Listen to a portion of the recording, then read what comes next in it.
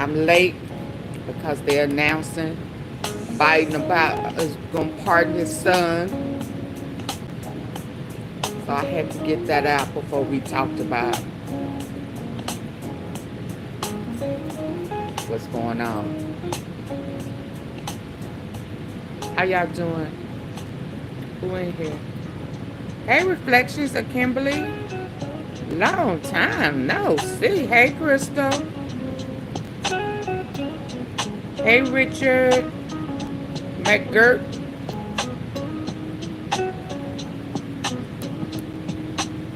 Let me get this up and moving right.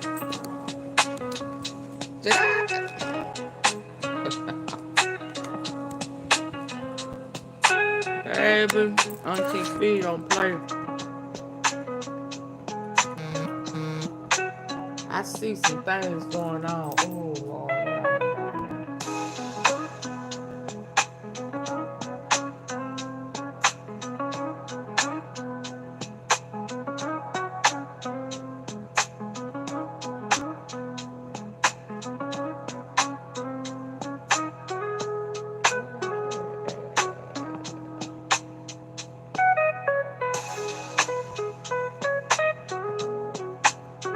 Oh, yeah.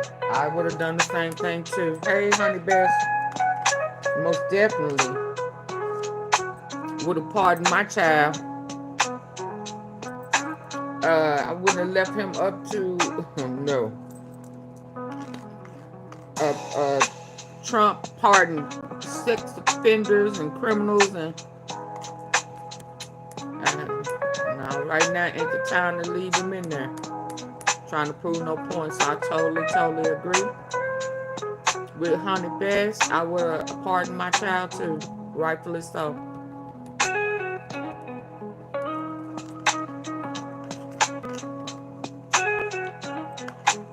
He pardoned Kodak. Didn't Kodak Black?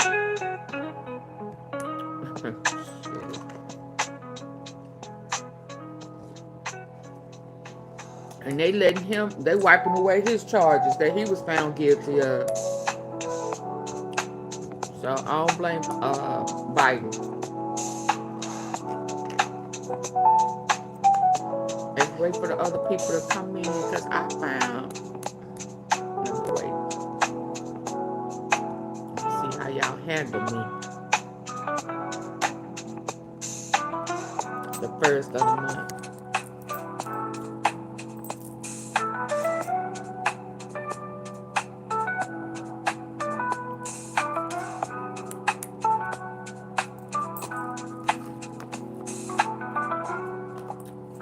Where is we saw earlier a video about Howard Barnet, which looked like that's gonna be the next charge for straight dropping. He know it. They must have questioned him about it. I wonder if his baby mama gonna be brought up on charges with that Howard Barnet. Since they saying she lured him, she dropped the low.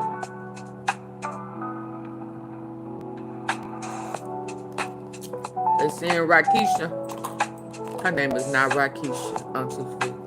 Oh, that's right. Her name is Rakayla.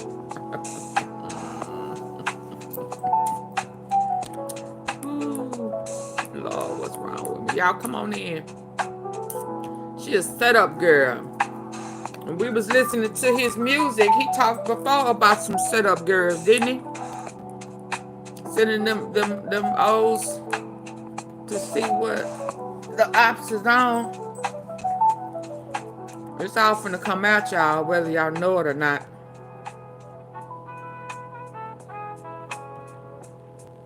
It's all finna come out. Y'all remember when Gotti's sister said she holding secrets for folk who telling all her business? She still ain't told on folk who telling them people all her business.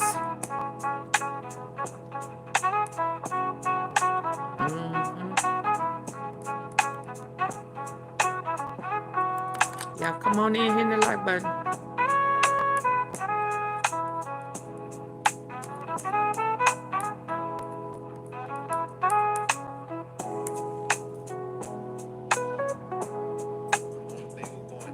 Yo Gotti, Young Dolph.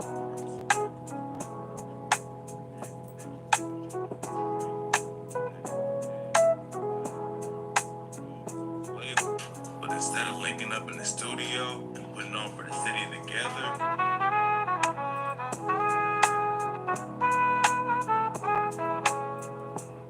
Y'all come on in, hit the like button. I am not gonna be here all night. Yo Gotti and Young Dolph are two Memphis rap legends. They had connections to each other in the streets, and back in the day, Gotti even wanted to sign Dolph to his label. But instead of Hey, linking you up in happy? the studio, What you putting on happy for the for, city together, Richard? it sparked a wild Ricardo, beef I mean. that led to diss tracks, death threats, and shootouts. What you happy and for? Today, we're breaking down the entire story. Let's get right into it. Memphis is home to rap legends like 3-6 Mafia, 8 Ball. You happy that it's about to all come out? But it's also one of the wildest cities in America. Some sources say that the violent crime in Memphis is 5 times higher. Are you happy that they snitching on each other? Every rapper from the city had to make it out of the streets, and that's allegedly where Dolph and Gotti first met. Rumors said that Dolph was actually Gotti's brother's plug back in the day. Dolph's parents were both addicted to crack when he was growing up, so he got active in the streets and made his own lane. Back then, he'd freestyle around his homies, but he never took. It's 5 times higher than the national average. Almost every rapper from the city had to make it out of the streets, and that's allegedly where Dolph and Gotti first met. Rumors said that Dolph was actually Gotti's brother's plug back in the day. Dolph's parents were both addicted to crack when he was growing up, so he got active in the streets and made his own lane. Back then, he'd freestyle around his homies, but he never took music seriously until he almost died in a car crash. After Dolph decided to switch up how he moved, he went all in with his rap career. He started handing out free CDs all over the city, and it didn't take long for people to start paying attention. In 2010, he dropped a project called Welcome to Dolph World and picked up a lot of buzz in the city. But Dolph had bigger plans than just popping off in his hometown. That same year, he started his own label called Paper Route Empire. Every new project he dropped did bigger numbers than the last one, and it was clear that Dolph had plans to take over the game. In 2013, he released a collab project with GUCCIMANE, which ended up catching the attention of Yo Gotti. Gotti's an icon in the Memphis rap scene. He's been in the game since '96, and in 2012, he started his own label, Collective Music Group, aka CMG, collab project with GUCCIMANE, which ended up catching the attention of Yo Gotti. Gotti's an icon in the Memphis rap scene. He's been in the game since '96, and in 2012, he started his own label, Collective Music Group, funny aka that it showed that picture. In 2030, he had bigger plans than just popping off in his hometown. That same year, he started his own label called Paper Route Empire. Every new project he dropped did bigger numbers than the last one, and it was clear that Dolph had plans to take over the game. In 2013, he released a collab project with GUCCIMANE, which ended up catching the attention of Yo Gotti. Gotti's an icon in the Memphis rap. Now it's funny that it showed this picture. Oh wow, why did it just move? I had it set. Let me go back.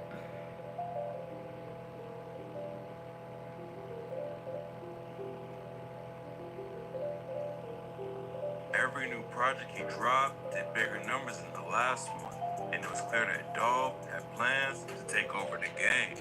In 2013, he released a collab project with GUCCIMANE, which ended up catching the attention of Yo Gotti. Gotti's an icon in the Memphis rap. Now it's funny on this picture here, cause these are the people that they say gonna be brought up on Rico. Black Youngster, LILMIGO, Yo Gotti. For sure. He's been in the game since '96, and in 2012, he started his own label, Collective Music Group, aka CMG. By 2014, he still didn't have any artists on the roster though, so he reached out to Dolph and offered him a deal. Back then, Dolph was buzzing, but hadn't really hit the mainstream yet. Linking up with Gotti definitely would have boosted his career, but that's not how Dolph wanted to play it. Even before he had a name in the industry, Dolph knew he wanted to create his own lane. He started a label before he even hit the charts, EMG. By 2014, he still didn't have any artists on the roster though, so he reached out to Dolph and offered him a deal. Back then, Dolph was buzzing, but hadn't really hit the mainstream yet. Linking up with Gotti definitely would have boosted his career, but that's not how Dolph wanted to play it. Even before he had a name in the industry, Dolph knew he wanted to create his own lane. He started a label before he even hit the charts, so it was clear that he had big plans. According to him, that's why he turned down Gotti's offer. Dolph told Sway, only thing was going to happen behind it was people like, oh, he popped out because of God. by the time Gotti tried to sign him in 2014, Dolph had already put a ton of work and money into his own career. He didn't want all that to go to waste by riding someone else's way. Sway told Dolph, yeah, I know Gotti respect that because he did the same thing. but unfortunately, that's Now not he how didn't it turned respect out. it. Dolph showed Gotti respect here. He didn't want all that.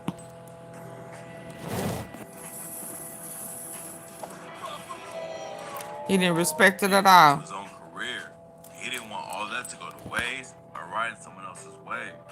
Sway told Dolph, yeah, I know Gotti respect that because he did the same thing. but unfortunately, that's not how it turned out. So ain't. Dolph showed Gotti respect when he talked about the situation in the interview, but apparently there was already static behind the scenes. Nothing happened between them for a couple years though. Dolph stayed on the grind and went double platinum with OT Genesis, while Gotti decided to sign BLACYOUNGSTA and mentor him instead. BLACYOUNGSTA is another Memphis rapper who survived the trenches before hopping in the booth. He was raised by a single mom and had to learn how to get by at an early age. Youngsta got his first job at just 7 years old, BLACYOUNGSTA, and mentor him instead. BLACYOUNGSTA is another Memphis rapper who survived the trenches before hopping in the booth. He was raised by a single mom and had to learn how to get by at an early age. Youngsta got his first job at just 7 years old, stocking shelves at a grocery store, but he was fired for stealing food and got active in the streets. He was always in and out of jail on gun and drug charges, and that's where he first learned how to rap. In 2012, he dropped 2 projects and started building some momentum, and in 2014, he popped off with the track Heavy. The song put him on the map in the Memphis rap scene, and not before long, Yo Gotti hopped on the remix and signed BLACYOUNGSTA to CMG. Youngsta was later booked for allegedly dumping 100 rounds at Dolph, but it all started with social media disses. In February 2016, he first learned how to rap. In 2012, he dropped 2 projects and started building some momentum, and in 2014, he popped off with the track Heavy. The song put him on the map in the Memphis rap scene, and not before long, Yo Gotti hopped on the remix and signed BLACYOUNGSTA to CMG. Youngsta was later booked for allegedly dumping 100 rounds at Dolph, but it all started with social media disses. In February 2016, Dolph dropped his debut album and called it King of Memphis. Gotti had called himself the King of Memphis before, and he was allegedly tripping over the album title. Around the same time he released the album, Dolph made the beef official and tweeted, "Bro went from being my #1 fan and wanting to sign me to being my biggest hater. #facts." Gotti had beef in the rap game before, so fans expected him to clap back at Dolph. But instead, he just let his new artist do the dissing for him. While Gotti stayed quiet, BLACYOUNGSTA hopped into the beef and called Dolph. And on social media, he wrote, "When I see that Dolph, I'ma smack the shit out of him on my life." BLACYOUNGSTA even rolled up to Dolph's hood with a bunch of his homies, but nothing serious went down. Then a few weeks later, Dolph clapped back on IG and aired Gotti out for for hating on Memphis rappers and sending Black Youngsta to fight for him. He also accused Gotti of putting the police on him. Gotti, you was a... I just got back to the city. They say you trying to put charges on me or put the police on me. And around the same time, Dolph popped on the remix of the track Ready by Trouble and said, all of my they ready. Y'all some you scared. All on the internet telling, trying to have a real gelling. That shit around my neck so heavy. I'ma keep dripping sauce, spaghetti. The bands linked the heavy line to Black Youngsta's track Heavy, and Dolph took more shots at him and Gotti with the lines, any that record when it's time for gangster shit, he the police. And I f***ed your boss man baby mama, same hotel for 4 weeks. Never sent a little boy to take care of grown man business. I just got back to the city. They say you trying to put charges on me or put the police on me. And around the same time, Dolph popped on the remix of the track Ready by Trouble and said, all of my they ready. Y'all some you scared. All on the internet telling, trying to have a real gelling. This shit around my neck so heavy. I'ma keep dripping sauce, spaghetti. The bands linked the heavy line to Black Youngsta's track Heavy, and Dolph took more shots at him and Gotti with the lines, any that record when it's time for gangster shit, he the police. And I f***ed your boss man baby mama, same hotel for 4 weeks. Never sent a little boy to take care of grown man business. If I was you, I'd be mad at me too, so I ain't tripping. Black Youngsta clapped back with the track Shake Some, where he called Dolph out by name and said, Dolph Thornton wanna play? I'm on tour with the K. Mac 11, Smith & Wesson, extended clip, 100 rounds on the Draco. How the f*** you the king of Memphis? You ain't from the city, you from Chicago. Boy, you better lay low. Killers move when I say so. I love rob and steady killing, raping mamas and shit low. Dolph didn't respond to the track, but a few months later, he dropped the song Play With Your took the beef with Gotti to the next level. Play With Your is a wild diss track where Dolph claimed he hooked up with Gotti's baby mama and said, don't play with me, Gotti, you a man. You went from my biggest fan to my biggest hater. Begging me to sign with you, but I had too much paper. Still that same that used to front your big brother. Found out he a too, now I call him your big sister. And they said them on your team iron your draws. They say you make them call you boss, but they can't call you king, cause that's Dolph. But instead of coming back with his own song, Gotti just tweeted, I'm business partners with L.A. Reid and Jay-Z, and blah blah track. But a few months later, he dropped the song Play With Your and took the beef with Gotti to the next level. Play With Your is a wild diss track where Dolph claimed he hooked up with Gotti's baby mama and said, don't play with me, Gotti, you a man. You went from my biggest fan to my biggest hater. Begging me to sign with you, but I had too much paper. Still that same that used to front your big brother. Found out he a too, now I call him your big sister. And they said them on your team iron your draws. They say you make them call you boss, but they can't call you king, cause that's Dolph. But instead of coming back with his own song, Gotti just tweeted, I'm business partners with L.A. Reid and Jay-Z, and blah blah blah. The beef cooled off for a while after this, but then Dolph dropped a video for Play With Your and the situation got deadly. The video for the track shows Dolph stealing a girl from a Gotti looking. Did y'all see that video? It almost got him killed. Hold on. The day after it dropped, someone let off over 100 shots in a Dolph's SUV. He was in North Carolina. The situation got crazy. Dolph made it out alive because the whip was bulletproof. He still went on stage that night and performed Play With Your which proved that he wasn't backing down from anyone. Black Youngsta was charged with the shooting, but the case was dropped a couple years later due to lack of evidence. Dolph wasn't going to let the shooting slow him down, and in April 2017, he even used it to help his career. He dropped an album called Bulletproof, And the track titles are actually a message to whoever trying to take them out. When you put all the tracks in order, it says 100 shots in Charlotte, but I'm bulletproof. So that's how I feel. All of them. I'm so real, I pray for my enemies. I'm everything you want to be. Shaking my head. The shooting in North Carolina wasn't smooth when I say so. Hold on. Can y'all get the likes up for me? Lay low. Killers move when I say so. I love Rob, said he killing, raping mamas and shit loaded. Dolph didn't respond to the track, but a few months later, he dropped the song Play With Your Took the beef with Gotti. So Gotti responded. Play With Your is a wild diss track. He partners with Gotti's baby mama and said, with play with me, L.A. Reid, man. You went from my biggest fan to my biggest hater. Jay-Z, right? I made a sign with you, but I had too much paper. Still that same that used to front your big brother. Found out he a bitch too. Now I call him your big sister. And they said them on your team iron your drawers. Oh, that's so messed up. Call you boss, but they can't call you king, cause that's Dolph. But instead of coming back with his own song, Gotti just tweeted, I'm business partners with L.A. Reid and Jay-Z. He started name dropping. But did y'all see that video?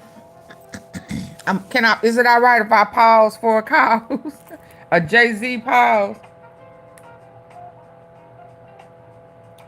Did somebody come after, hey Sheila, hey Chelsea?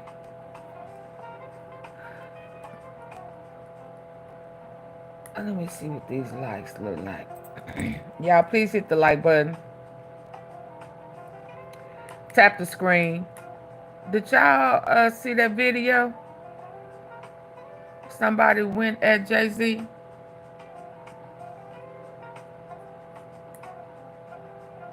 Huh? Can y'all hear me?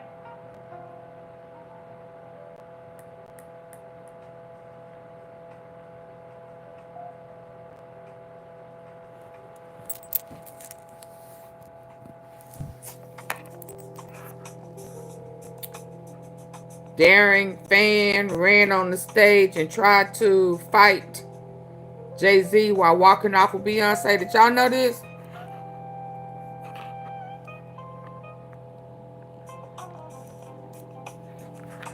Oh, what done happened? Did I accidentally did it?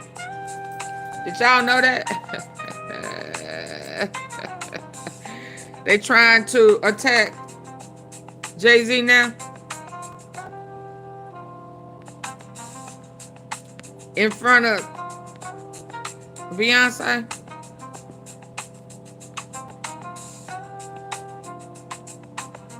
Hey, Honey Bess. Hey, Lori.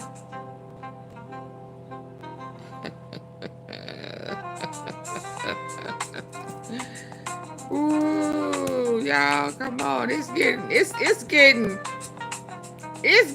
ugly out there, ain't it? In them streets. Huh? My bracelet keep hitting this. Huh? It's getting ugly and disrespectful. Can y'all tap y'all screen and tap Beyonce on the back of y'all on y'all phone and get the lights up so I can play this attack that done went kind of quiet? It was a whole little fight, y'all. Hey, Granny. Forgive you for being like.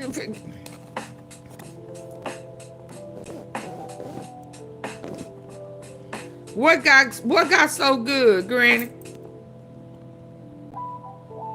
Hey, Vicky.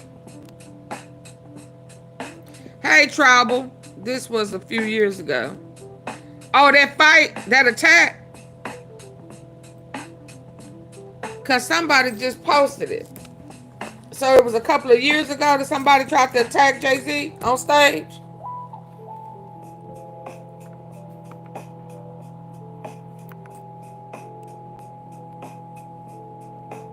I didn't think nobody could get that close to him.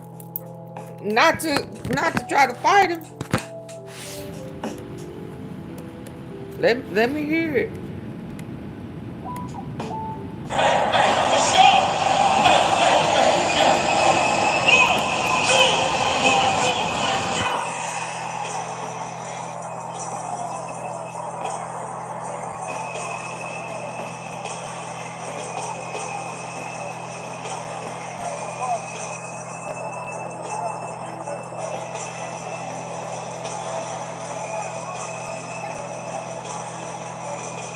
They were trying to cut it.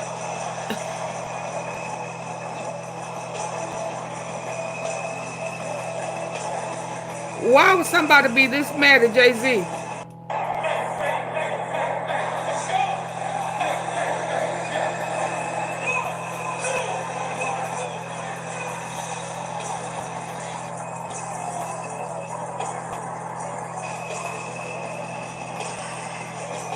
I said, Lord, Lord, Lord. Lord, Lord, Lord.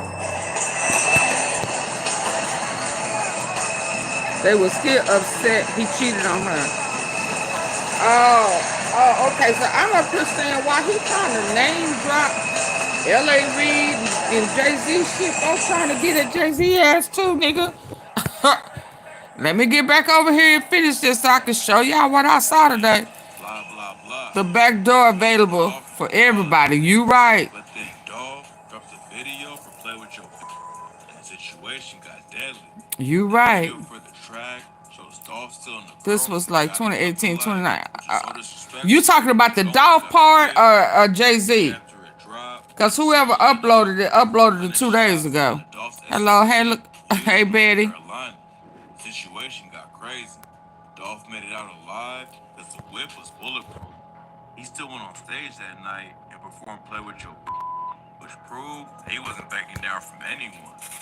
So, listen. The shooting, but the case was dropped a couple years later due to lack of And evidence. it's just part. Dolph wasn't going I to don't shoot see him any down. artists performing. In April 2017, he even used it to help his career. He dropped an album called Bulletproof, and the track titles were actually a message to whoever tried to take him out. When you put all the tracks in order, it says 100 shots in Charlotte, but I'm bulletproof, so f*** them. That's how I feel, all of them. I'm so real, I pray for my enemies. I'm everything you want to be. Shaking my head. The shooting in North Carolina wasn't the end though. Just a few months later, Dolph allegedly found out where Gotti was staying in LA. When he pulled up to press him, a fight broke out between their crews, and Dolph ended up getting shot 3 times. Is that how that went down? Almost killing Dolph, but his charges. Is that how that went down? Nobody would work with the cops. Back then, it seemed like the beef would keep going until somebody got killed. But after Dolph got shot, both sides just kind of moved on, focused on their own careers. Dolph was blowing up more than ever. Plus, he had just signed his cousin KEYGLOCK and was busy with all of his charity work too. At the same time, Gotti's CMG label was picking up new artists, and he was still working on his own music.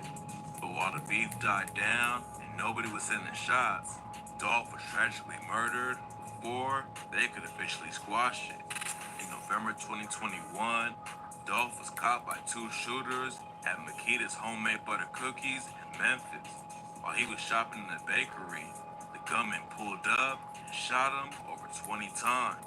When the news broke, rumors immediately started flying that Gotti was behind it. But right now, there's no evidence that links him to the hit. Oh, baby, that's a lie. That's a lie. Hey, English.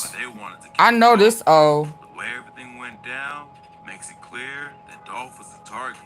But we probably won't have any concrete answers till the trial starts. Dolph and Gotti linking up. Okay, so I can stop. I can stop this because he talking old. Old stuff. Because full justice for you, dog. Your days is numbered, sir. And I think you know this. So listen. When I was on earlier, I was mentioning, you know, the Howard, Barnet, and I played the video where Tribal that happened on my birthday, where Straight Drop, you know, did the video that was sponsored by Word on the Street was Quit and Lambert. They was, and I guess whoever, oh, I don't know, whoever these crew people is that was about to start this label. So, but the reality of it is in that video, he gave up what happened to Howard Barnett. And so I mentioned Nolove 5. So I guess it's Nolove G5. And I was wondering where you at, cause word on the street is that Orange Mountain shooting, mass shooting, he was spotted and they were shooting at him. That's what word on the street is. Word on the street is also is that he working with them people, and he is going to be the one that provides the law, the feds, I guess in the state, with the details of what went down. AunTeaFee and Tribal, I must be confused. You must be confused about what? What went down with the kidnapping and murder Straight Drop baby mama, Rickayla, sugar daddy at that time, Howard Barnett. So, you know, AunTeaFee, you know, I still have a little, you know, how did Nolove 5 get away with killing Gino, and at some point they was blaming Dolph for that, right? Y'all remember that? They was, you know, everything that happened in the hood pertaining to Trulla and the old Trulla split, they fighting and they beef, they found a way to try to blame Dolph to some degree.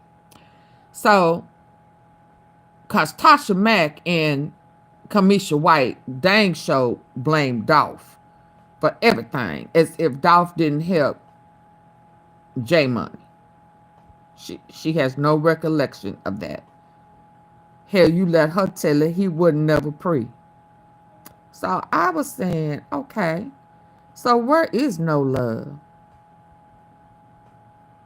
I know he was supposed to be on the monitor. He wasn't supposed to be outside when they had that shooting. I can't remember what the little festival was about, but he wasn't supposed to be out there. And somebody caught him on film. You were explaining in that. Okay. And somebody caught him on some of the videotapes and all of that type of that stuff. So here I go. I'm saying to myself, well, where he at? I ain't seen him in a minute. Where he at? Is he in protective custody? How he gonna be the one that's gonna tell the story?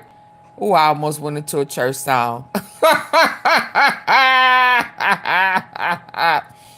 How he gonna be the one that exposes everything? Where he at? You got all these informants and these missing people. So AunTeaFee said, where he at? Where he at? Thank you, Granny. Him locked up.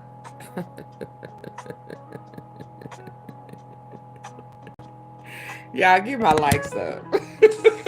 I said, Lord, Lord, Lord. Lord, Lord, Lord. Lord, Lord, Lord. I said, what? Where is Nolove 5? I done seen him on both them videos that we watched with Straight Drop. He right there. So he's like the sergeant of arms and shit, because he right there. He was in both of them. I spotted him and showed it to you and everything.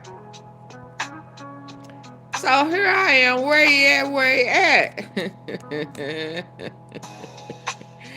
And I ain't have to look too far. And I found him. Now, on here it says, the feds come, is you gonna rat? Here we go talking about that rat. You gonna keep it solid or crack?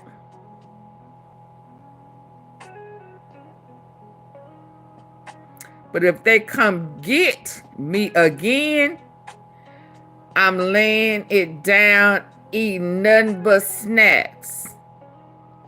Free me. Free 37. That was October the 30th.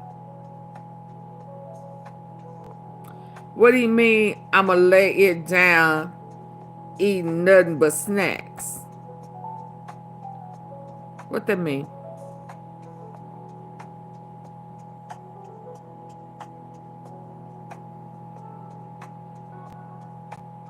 He locked up?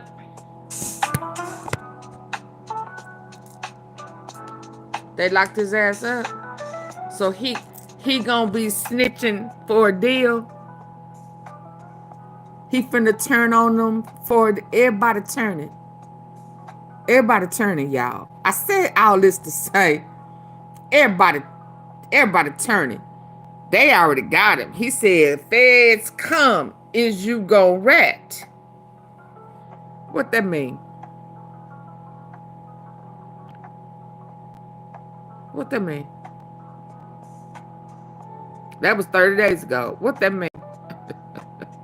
Said Lord. Also, he lying. Boy on papers. Who on papers? He locked up. You talking about him?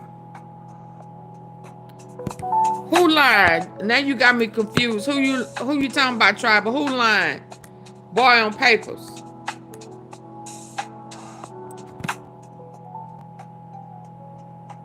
Ain't that jail uniform? He said, free me, October 30th.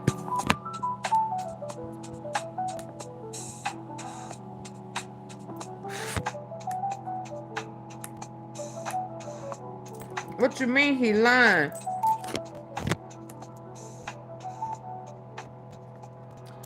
And then, yeah.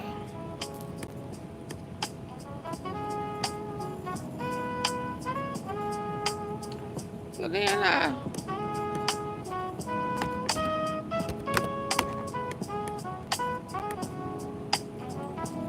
and I don't know how these people be getting arrested. Because I looked up Quet. And how does he get arrested? I thought his middle name was Marquette.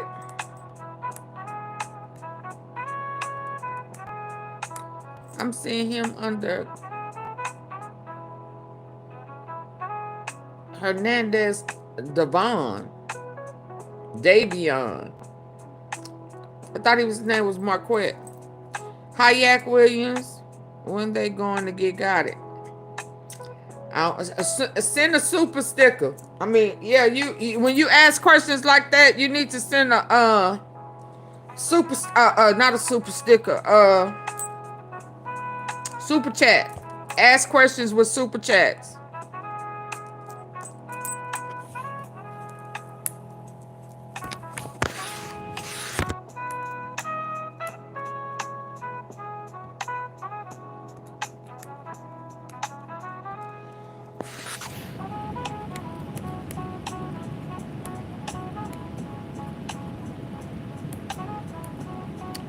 Yeah, it look like Felix is locked up, y'all. Basically, he popped out on mischief night and was to tell everybody he telling. He popped out on mischief night to tell everybody he telling.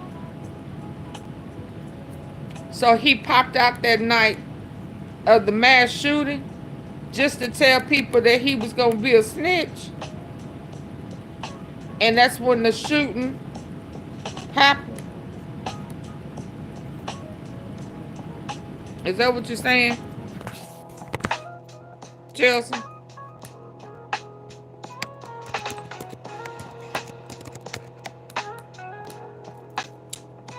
But I don't think that they thought that he was talking about Howard Barnet. His name done came up. Okay. But who was he going to tell? He was going to tell on who? Because at that point, I don't think Howard Barnet name had came up. I'm sure he know a whole bunch of stuff. But hell, he was acting funny when Teasy died. And he said, I wish we could have seen eye to eye. Like they didn't see eye to eye. Heck, I thought it was because he found out. No. Why would you tell people he telling?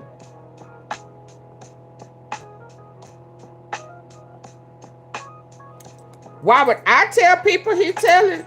Word on the street is he telling. I ain't telling people, they told me. What you mean, driver?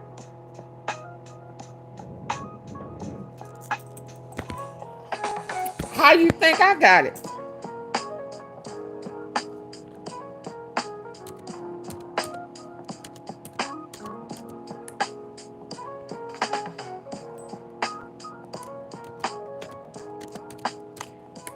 He must have done already told something. My bad. I thought this happened in October. Why would he? Gotta read it. Okay. No. LOL. Why would he tell people he's telling?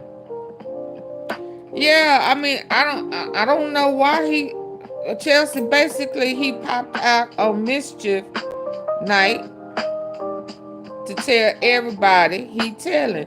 Yeah, I don't get none of that.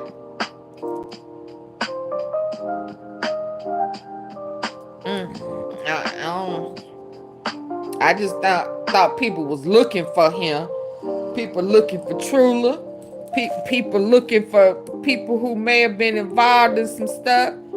You know, just like I thought he wrote that this year. You talking about DW? Or are you talking about No Love 5? No Love. What are you talking about, Chelsea? You thought he... You confusing me. You talking about Straight Drop? You talking about... Who you talking about, Chelsea? You thought he wrote what?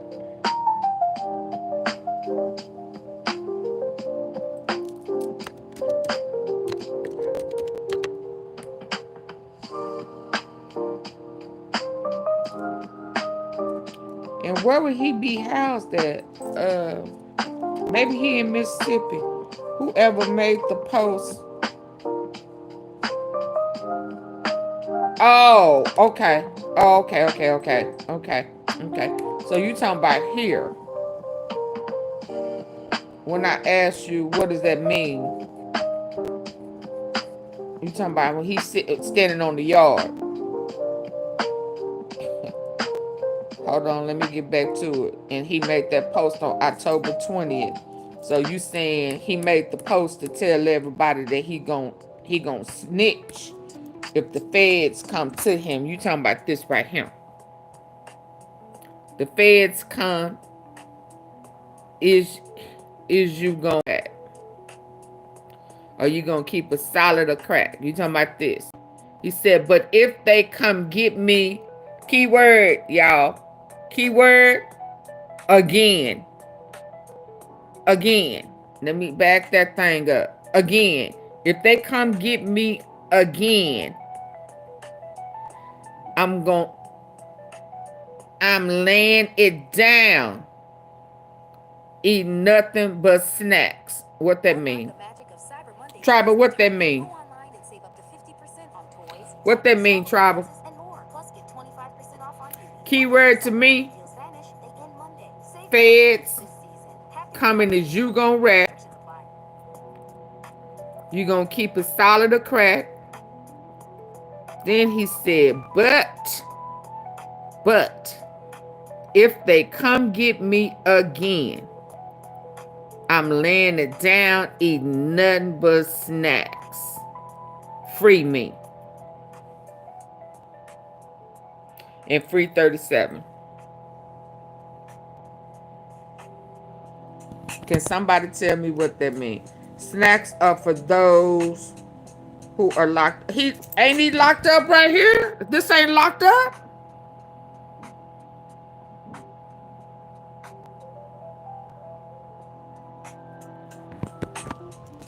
Is he out? Notice how they show all the snacks in lockup.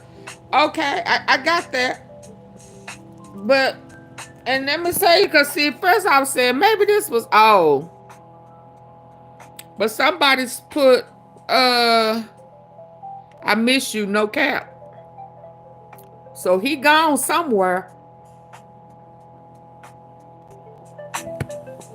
Tony said, I miss you, no cap.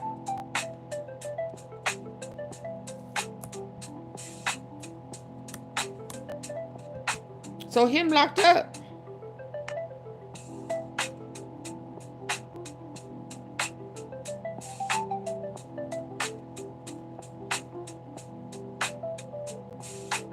Oh yeah, he locked up.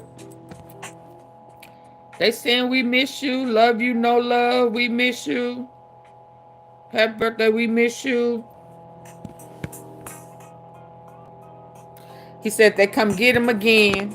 He laying down for some snacks. Notice all they get is snacks. So I guess they gonna give him some, or they gonna pay. What that mean? He mean if he gonna lay down, he gonna tell it for some snacks. All they get is snacks, and they tell it.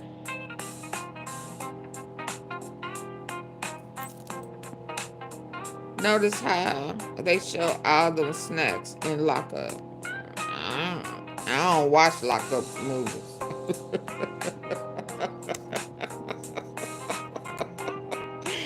Yeah, I'm just saying.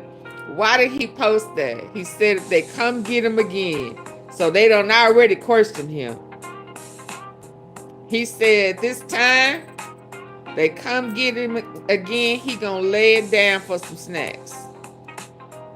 I'm laying it down, eating nothing but snacks. So is he saying that he gonna snitch and give it up? All they get is snacks in the table. He locked up somewhere, and they done came and got him for questioning.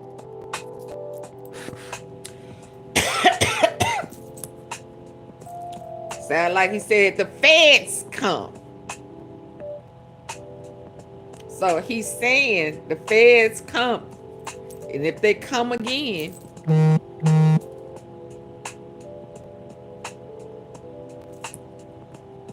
let me read this.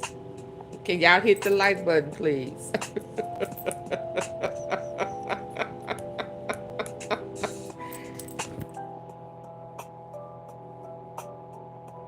I thought he was on the leg monitor. I thought he was hiding. But hold on.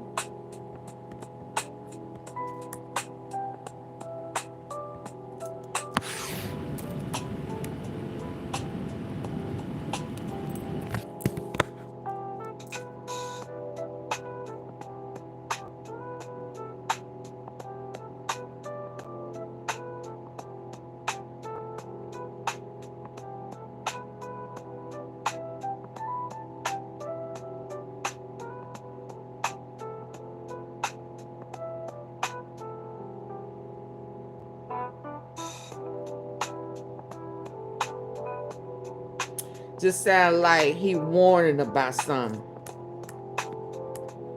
Well, he said, if they come again. I saw the word again, and I said, uh-oh, that means that they done talked to him before. They done came got him before. So where he at? Where he at? You know, that's where I'm at, cuz. I just showed y'all he was on right there when they did that video showing, illustrating, or demonstrating what they did to Howard Barnet. Nolove was right there. I showed y'all him earlier in the live before. So that is what made me start saying where he at. If they gonna use him to tell on what happened to Howard Barnet, because if he talk, Straight Drop getting a needle. He going down in history for a couple of few times. Cause they looking to pin Howard Barnet and other cat. AunTeaFee, gone in your archives. Gone in your archives. It's time to go into the archives. Y'all get my likes up. I'm finna go into the archives. That Baron, was he on Baron or Bradley? Let me see. Where my archives at? They so notorious. What's his name? Desmond.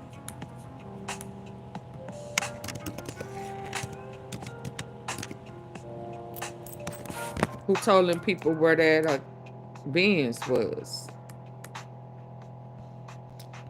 They looking to pin 2 bodies on Straight Drop. And hell, maybe quit. If Quit funded that, huh? Him.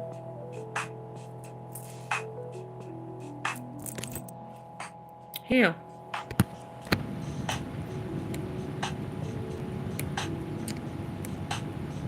Hey, good morning. This is a feed about them facts. Let's take a look at this. Since this young man killed that particular evening back, that said November 22nd on Bradley Street. So this is the 2 years ago. man On Bradley. that, I was right. I It was did a either video on. Baron and Bradley, I think.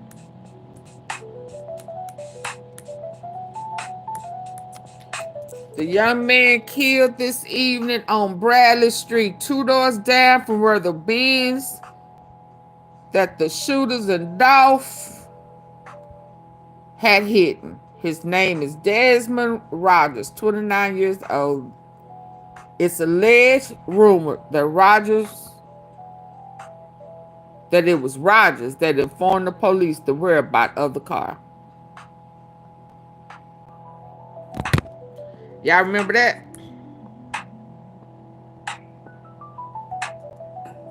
Last week, where we were talking about one of the 2 shooters was deceased.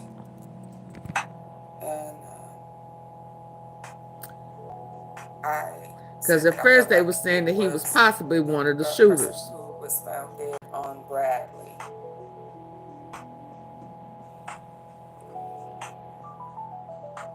Okay, so let's listen to what they had to say about what happened to Mr. Rogers. They looking to pin these bodies on them, y'all. Before we listen, remember, if you go back to the video on Bradley and Barron that I posted last week, I felt like whoever got shot on Bradley and Barron right after the Mercedes was dropped off at that house, I felt like he dropped it off too close to where a Straight Drop had did that video. Right across the street. I didn't even know that they had a whole block party. Dropping it off at that house. Didn't even know at that time that they had a whole block party when they did that video with, well, I say block party. It was a celebration party. Teasy was there, Quit was there, Straight Drop was there, you know. Didn't know then, but I just felt like it was just too close. It didn't make sense. But I brought this up to say they are looking, there's a possibility that his body and Howard Barnet may be added to drop and quit. Because if we go back to, I'm gonna say this name, that video where he was talking, I'm talking about Justice for Dolph that we watched.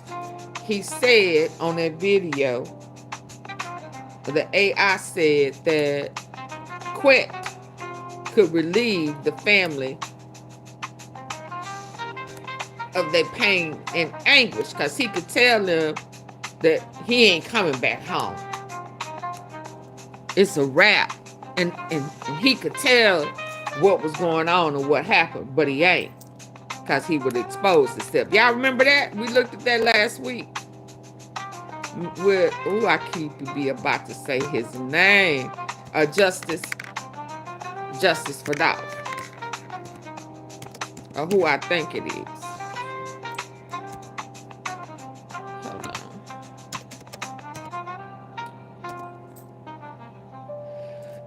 Yeah.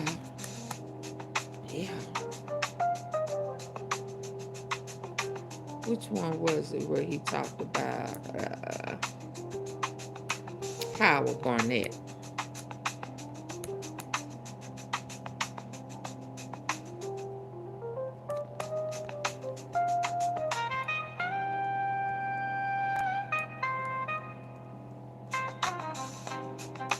Okay, so we'll go again. I need to talk to Mike Lowry.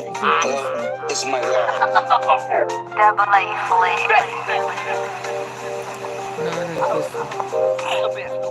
This is the Hold on, y'all. I'm trying to find the one that he did where he talked about Quet could give the family closure. That's the word I'm trying to find.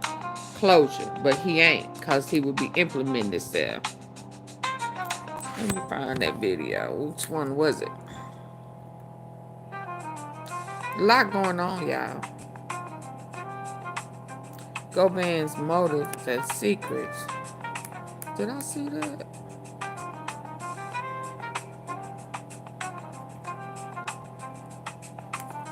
He done took that down.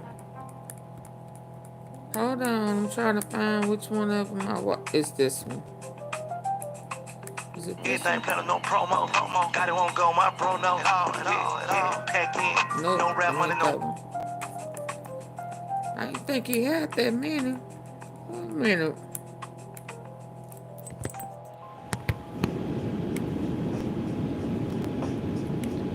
Did we just watch that video?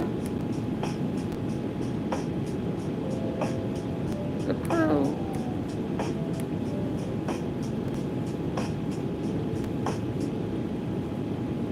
Site is on point, and that street cop and That's shun. Leroy's. Wasn't that Justice for Dolph where we watched that video where it talked about Howard Barnet?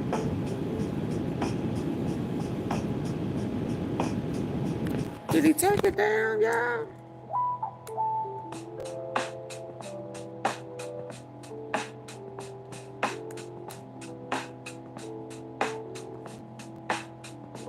He must have took it down again. Oh, I'm glad I got it. Yeah, but he was saying that he could get the man family closure. Let's see what we straight dropped on September. Yeah, but he won't. So, listen. We got to keep our eye on that, because those are bodies that may be put on Straight Drop and Cornelius, and there's a possibility that that's going to tip their asses on over to that death penalty, y'all. So we're going to have to keep our eye on that, because remember, the 13th is coming in 12 days for Hernandez Govan, and we gonna see what type of deal he gonna get and what he gonna say, because things are looking really, really shaky right now. And did that Perion, did it close for business? I looked at that today too, and it said closed for business permanently.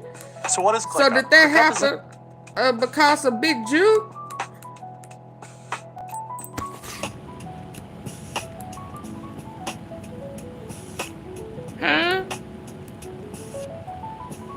Did that happen because of Big all-in-one Juke, y'all? productivity software where you can manage everything and anything related to your work.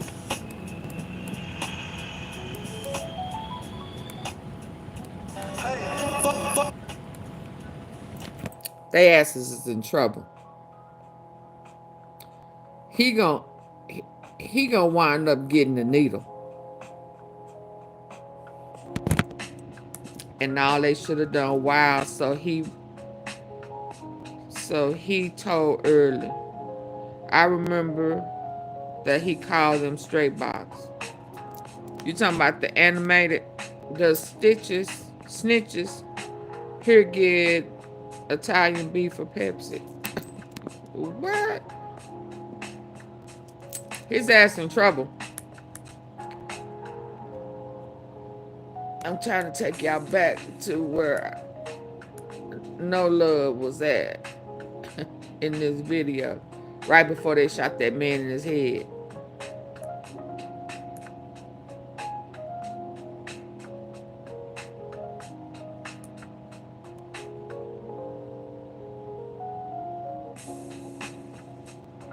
I'm trying to take y'all back there. Their asses is in trouble. And oh yeah, no love.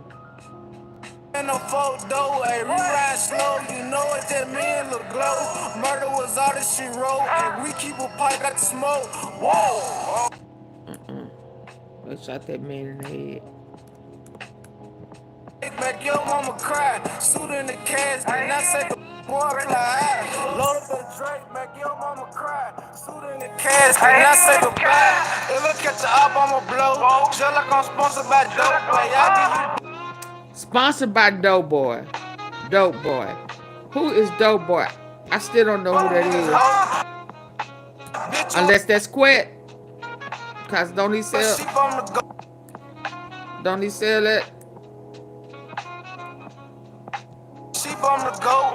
I'm trying to get it to stop. I kept having this problem earlier. There you go, right there.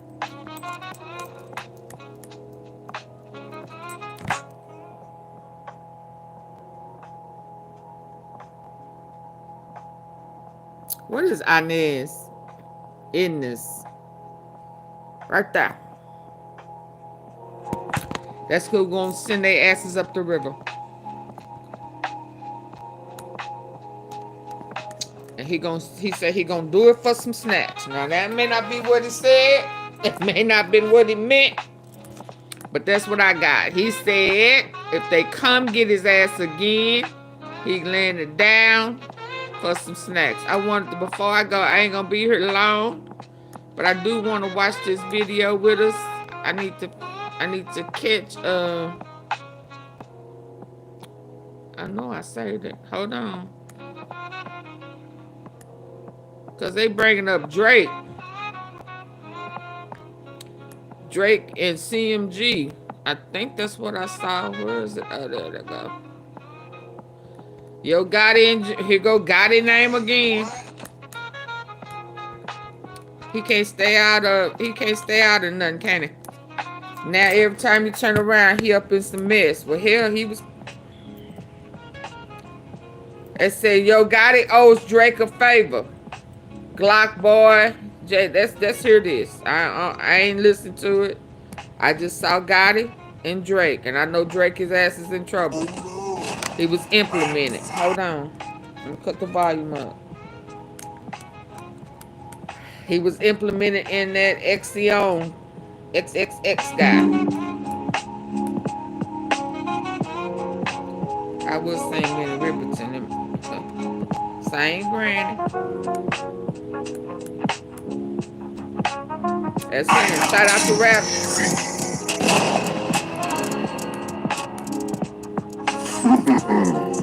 Rap fight.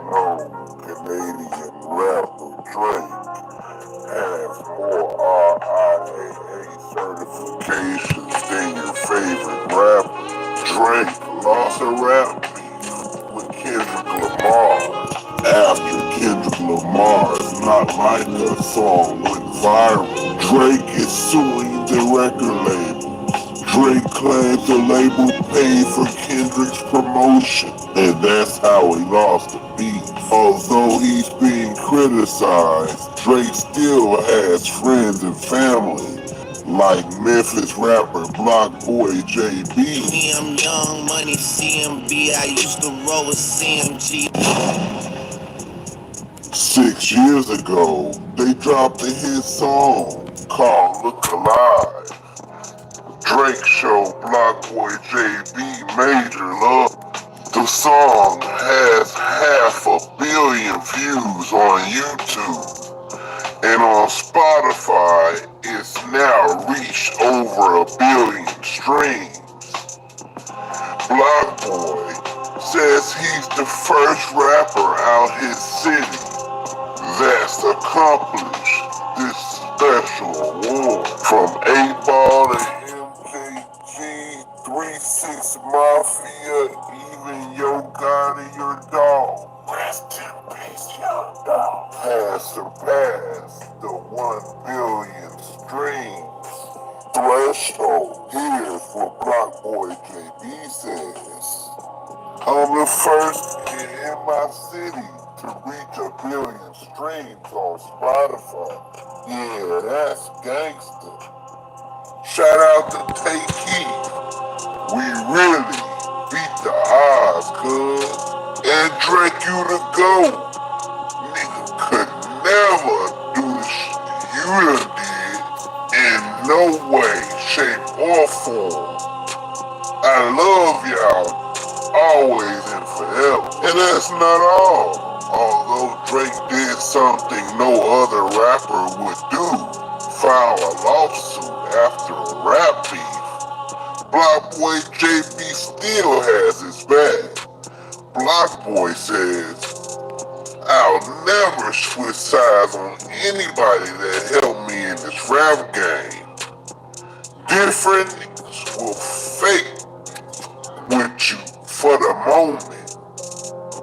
Just cause it's beneficial, I never switch up on Drake. I don't give a what could do. Fans went wild in the comments on Block Boy's post and other bloggers post about the situation. This fan says, bruh just want a free feature. Buddy trying to get another hit out this shit. Sounds to me like Block Boy's just genuinely appreciative. Block Boy JB still has his back. Block Boy says, I'll never switch sides on anybody that helped me in this rap game. Different niggas will fake with you for the moment. Just cause it's beneficial, I never switch up on Drake. I don't give a what could do. Fans went wild in the comments on Block Boy's post and other bloggers post about the situation. This fan says, they gotta get hot bruh first. just Smooth want a Wild and free Moneybagg feature. or something. Buddy trying to Glow get too. another hit out this shit. Gotcha. Sounds to me like Block Boy's just genuine. So he can't develop on Block Boy's post and other bloggers post about the situation. This fan says, bruh just want a free feature. Buddy trying to get another hit out this shit. Sounds to me like Block Boy's just genuinely appreciative of what Drake did for him in his career. But comment below, let me know what you think about this crazy situation. Do you agree with Block Boy JB? Can Drake do no wrong? Let me know. In other news, Block Boy was recently locked up about a month ago in Memphis, Germantown to be exact. Authorities caught Block Boy sleep behind the wheel of his Mazda truck. Through about 2 or 3 lights, he slept there, and authorities walked through his vehicle. They saw 12 grams of alleged exotic and a handgun. That's not all. Listen to me. Misdemeanors are obstructing a highway or passageway, possession of a controlled substance, driving while licensed. Of alleged exotic and a handgun. That's not all. Listen to me. Misdemeanors are obstructing a highway or passageway, possession of a controlled substance, driving while license suspended, a Class E felony, a convicted felon in possession of a handgun. The bond set at $7,500. Are you going to be able to make your bond? Are you going to be able to hire an attorney? He's already hired. Who's that? Damn, so Block Boy standing on all 10. Although he's out on bail, he's still supporting Drake through his tough time, as well as trying to revive his own career under CMG with YOGOTTI. Would drop a comment below, let me know.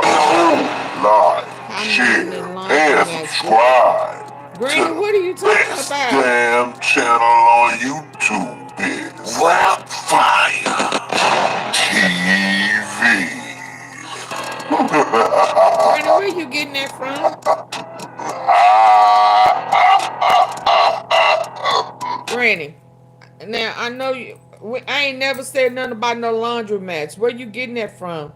Are you bringing somebody else's narrative over here?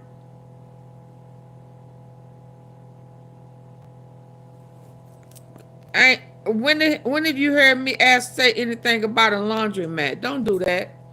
I ain't said nothing about no laundromat, and that sounds like something you done got from another platform that you brought over here. I don't know nothing about what you talking about,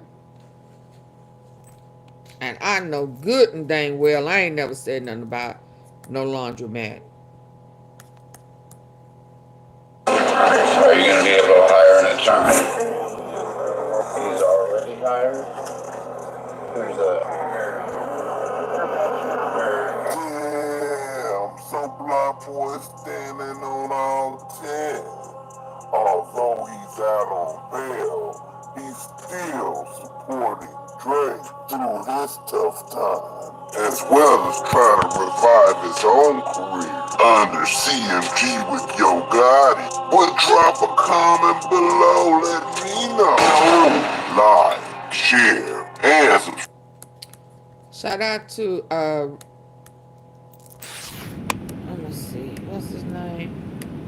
Rap Fire. He changes his name all the time. Hey Bubba. So he has streamed almost 1 billion streams and still on the block. He kind of bragged about doing what Gotti couldn't do. Let me go back and listen to it. I was finna go.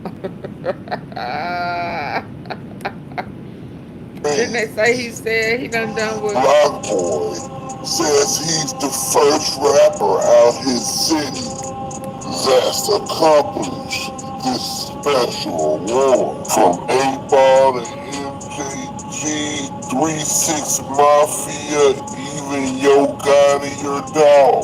Rest in peace, YOUNGDOLPH. Has surpassed the 1 billion streams threshold. Here's what Block Boy JB says.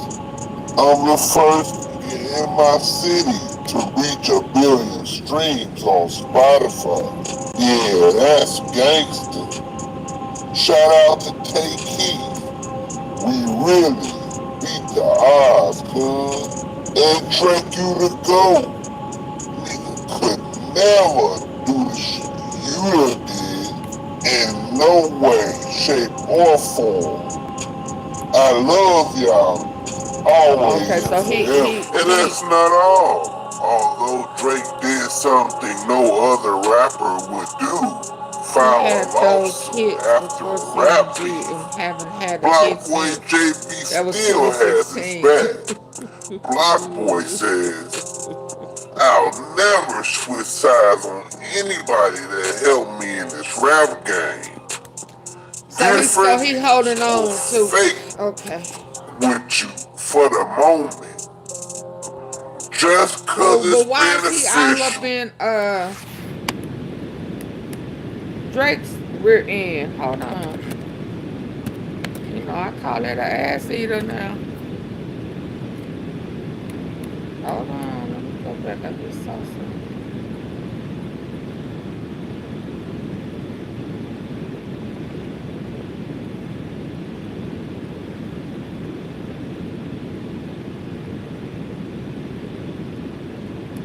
GUCCIMANE signs his daughter to 10-7. So Gucci hired his daughter to be on a curse 1017. Drake was looking like with him, and that was the biggest report. GUCCIMANE signed his daughter to the label that's cursed. Wait, what? Hold on. Rap Fire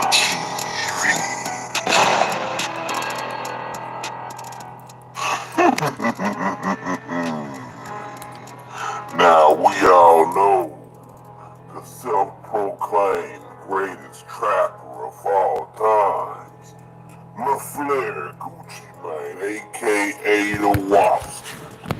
Gucci fired all his rap artists off 1017 except Pooh Shiesty and Fujiano. Hell, he even got rid of Big Walk Dog, who many thought he'd keep. Now, Gucci is focusing on his family, his daughter, 19-year-old stepdaughter, named Miss Dior, Keisha K.O.'s daughter. She's next up. And Gucci wants her on 1017's label.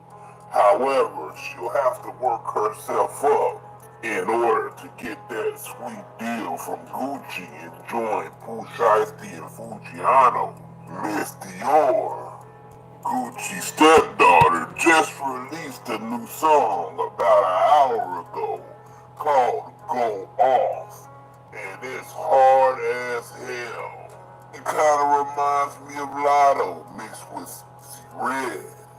See a bitch, slap a hoe, bad college girl, not a rapper hoe. And it's ironic, today is Miss Dior's birthday, November 29th, and she's celebrating. It's a dream to Miss Dior to jump on Gucci's label and rock out with Pooh Shiesty and Fujiano and crew. In the past, Gucci had I ain't no freak hoe. Bad college girl, not a rapper hoe. And it's ironic, today is Miss Dior's birthday, November 29th, and she's celebrating. It's a dream to Miss Dior to jump on Gucci's label and rock out with Pooh Shiesty and Fujiano and crew. In the past, Gucci hasn't done too well with female artists. His first female artist, Trying to sue him. Well, y'all know that story already. It definitely didn't end well. And what about Keisha Day? Hey y'all, I need y'all to get the likes up. Tap the screen. Where the jazz at? Hold on.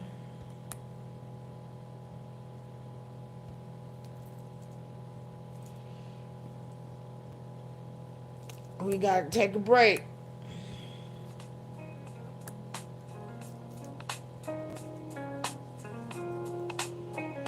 I need y'all in the bushes to double tap your screen.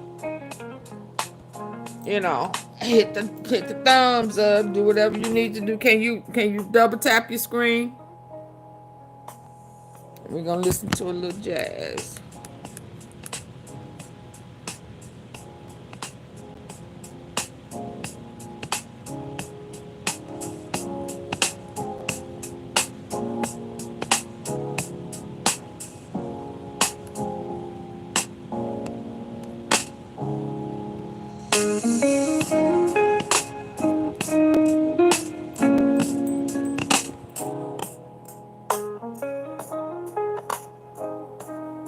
Hit the like button. You leave, you come back, I'ma still pause it. Hit the like button.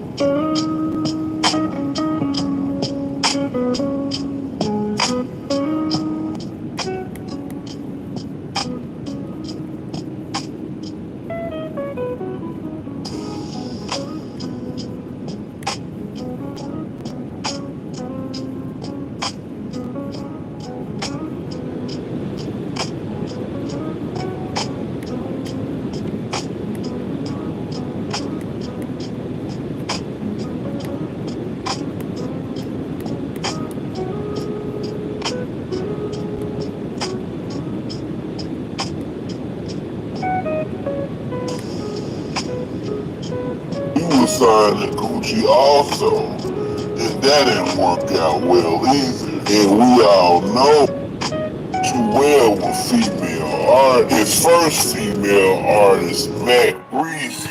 Well, y'all know that story already. It definitely didn't end well. And what about Aisha Day? She was signed to Gucci also, and that didn't work out well either. And we all know the gangster chick of the clique, Love and Chatting, passed away due to use of no-way products. So Gucci's just gonna replace her with his own stepdaughter, in which he projects minimal mistakes by the female rapper. This could be one of the best business moves WAP has made. Right now, females are doing damn near better than the male rappers. As we know, Red and Gorilla have taken over the rap game. So shout out to Miss Dior. Happy holidays, Thanksgiving, and happy birthday. It was one hell of a Thanksgiving. GUCCIMANE took Miss Dior to link up with one of her favorite actors, Jamie Foxx, and made her dreams come true.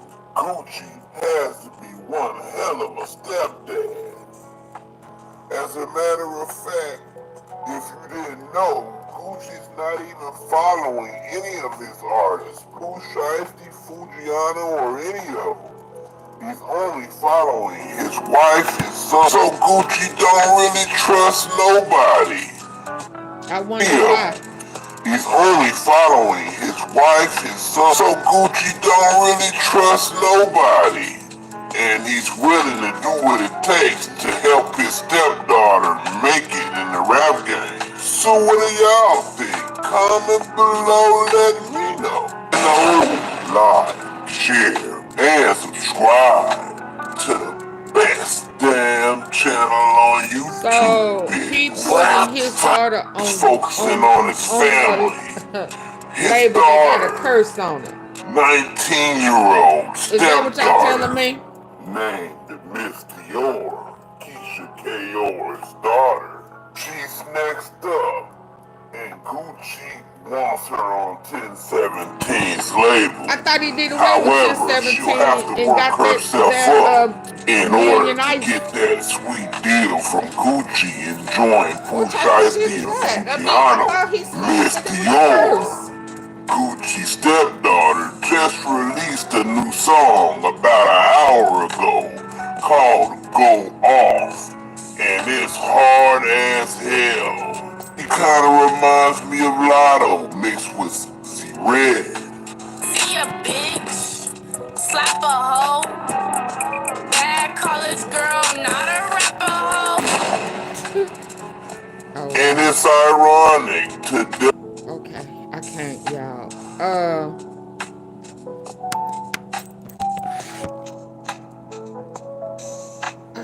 Hold on.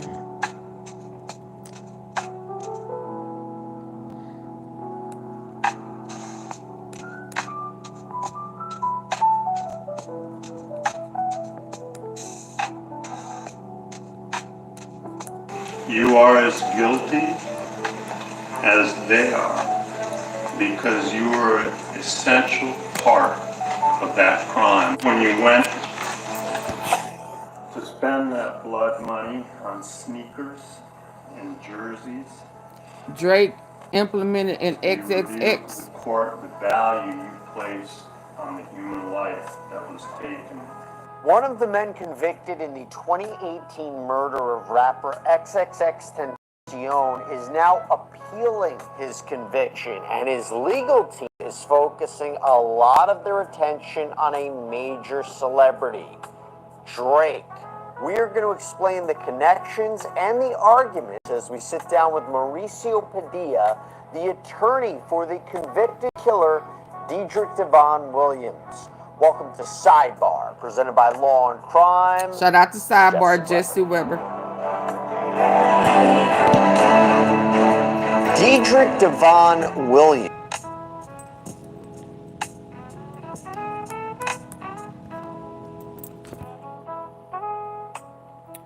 Yeah, I agree. This hip hop, it's a rap for this. Who's behind bars for life for murdering rapper XXXTentacion is now appealing his case, his conviction, his sentence on the grounds that he did not receive a fair trial. And this is in part everybody want what his attorneys say is the exclusion of evidence that pointed the finger or maybe pointed the finger at other people.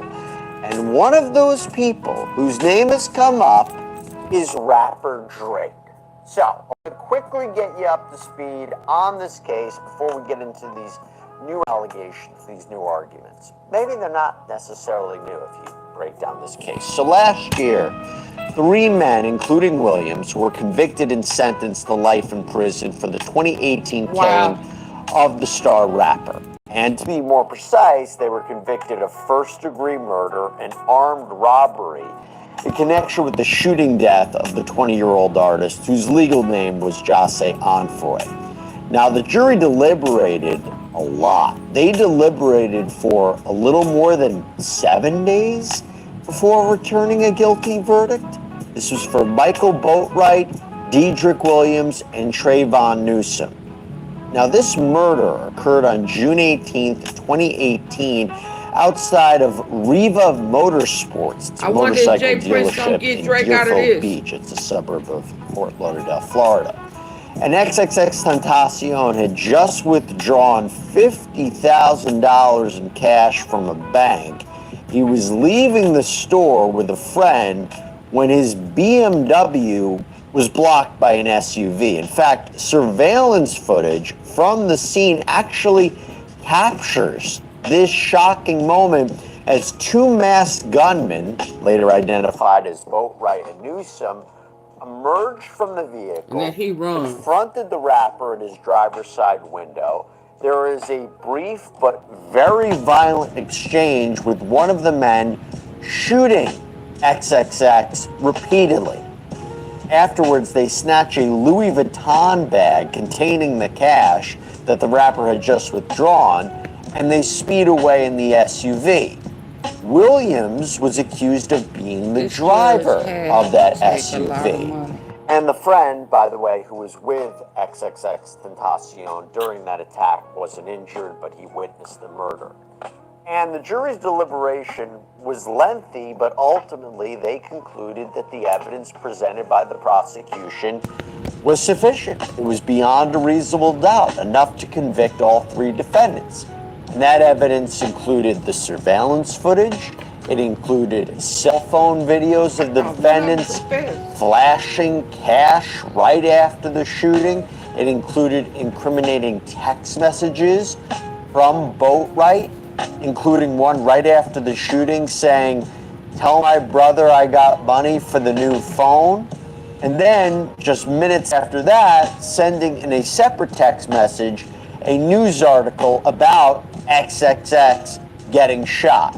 And I also have to mention the key testimony of the trio's accomplice, Richard Allen, who claimed that he was a part of this robbery and he implicated the defendants. He pled guilty to second-degree murder for his role in this killing.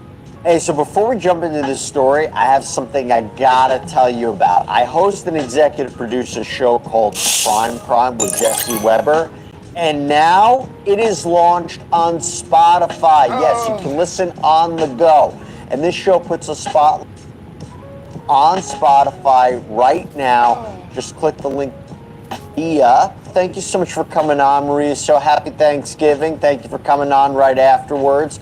So I wanted to talk about this with you, and we're going to get into more specifics of the appeal. But overall, big picture, big theme, what are you and the rest of the defense counsel arguing here? Well, I am not arguing it. I'm not his appellate attorney. I was the trial counsel. So I'm just referencing what Mr. Patanzo, which is his appellate attorney, has stated in the brief. There's so many errors that it's, you know, it takes a while to even break it down. One of the main errors in my opinion in the case, which I had to sit through, argue, and live it, was the fact that in December of 2020, I filed a witness list. The state's reaction to that was to file a motion saying, we want the court to strike all of these witnesses, which is, that's not even something that's legal or that you could do. You have to itemize who you want stricken. You just can't shotgun approach and say, I want all of his defense witnesses stricken, but the state attorney did that. In a hearing that I had to defend, you know, myself to that in that motion, the court didn't grant that, but the court instructed me to file a pleading, which was the nexus in my defense witnesses and what nexus they had to my theory of defense, which I argued was inappropriate because at the end of the day, you're ordering me to give the state a blueprint of what my defense is going to be. But I was ordered to do it, and I did it. When prior to Mr. Onfroy, which I'll refer to him as X for this interview because his stage name was XXXTentacion, which was the victim in this case. Prior to him being murdered, he had posted on Instagram, if anybody kills me, I'm snitching right now, it's champagne popping. I'm paraphrasing, but something to that effect, right? He was trying to go buy a motorcycle or something. Right? Imagine.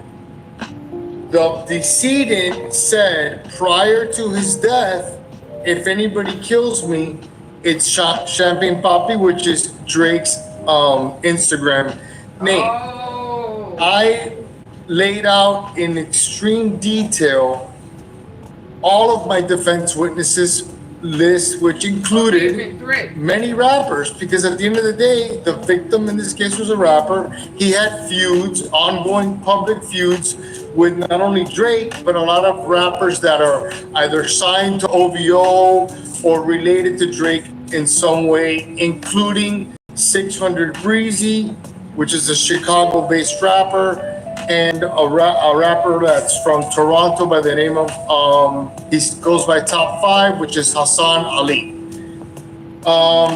And I had to lay that all out in detail. The court was fully aware of my theory of defense. Prior to that, I filed a motion to perpetuate the testimony of Livingston Allen, which goes by the name of DJ Academics, because DJ Academics was friends with X and had posted long YouTube, content regarding this beef. He actually posted YouTube saying that he was on the phone with X discussing the issue and the beef that he had with Drake, and specifically X had either said or posted something about Drake's mom, and he had posted a picture of a Drake lookalike with semen on his face. And he wanted DJ Academics to post it on his own site, and he said, I'm not gonna do that. And in that conversation, DJ Academics says that you better be careful, because even though, and I'm paraphrasing again, even though he's not a gangster, you may be pushing him. As a reaction to that, all of my defense witnesses list, which included many rappers, because at the end of the day, the victim in this case was a rapper. He had feuds, ongoing public feuds with not only Drake, but a lot of rappers that are either signed to OVO or related to Drake in some way, including 600 Breezy, which is a Chicago-based rapper, and a rapper that's from Toronto by the name of, he goes by Top 5, which is Hassan Ali. And I had to lay that all out in detail. The court was fully aware of my theory of defense. Prior to that, I filed a motion to perpetuate the testimony of Livingston Allen, which goes by the name of DJ Academics, because DJ Academics was friends with X and had posted long YouTube, content regarding this beef. What does DJ Academic got to say about it? A YouTube saying that he was on the phone with X discussing the issue and the beef that he had with Drake, and specifically X had either said or posted something about Drake's mom, and he had posted a picture of a Drake lookalike with semen on his face. And he wanted DJ Academics to post it on his own site, and he said, I'm not gonna do that. And in that conversation, DJ Academics says that you better be careful, because even though, and I'm paraphrasing again, even though he's not a gangster, you may be pushing him. As a reaction to that conversation, X goes and says that he takes it off the post off of his website or off of IG, and he says that his Instagram was hacked. He didn't have time. I laid that out in my motion to perpetuate the testimony, which a motion to perpetuate testimony is when you have a witness that is relevant to your defense and that lives beyond the jurisdictional limits of the court, and that you feel that you're not going to be able to bring them into court. So I'm basically asking the court to allow me to go to California or wherever I have to go, depose this individual, and now with his deposition, if he doesn't show up, I could use it in my defense or in my case in chief, right?